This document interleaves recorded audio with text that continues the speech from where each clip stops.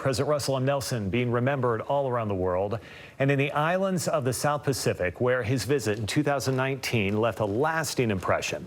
News Special's Tamara Fanua shares one woman's powerful memory of that day and how her family continues to feel his influence.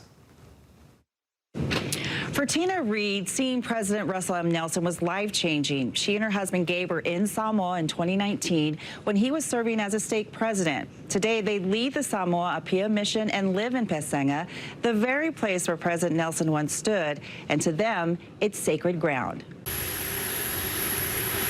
Excitement builds in Apia. Hundreds lined the streets, hoping for a glimpse of President Russell M. Nelson.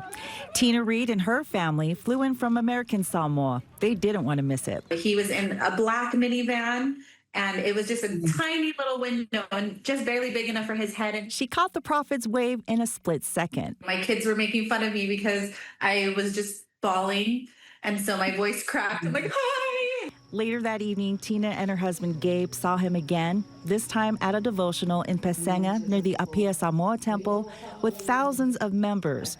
It had poured all day. And everybody was just ready to sit in the rain. Just before President Nelson took to the podium, the rain stopped.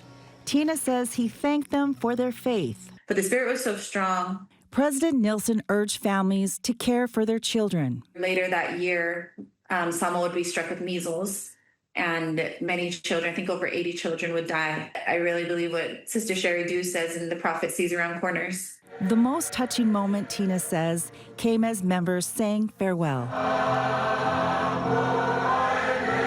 We sang Tofa Mai Feleni, which is a farewell song, and it was just incredible, beautiful. The crowd sang to the prophet to help him remember Apia.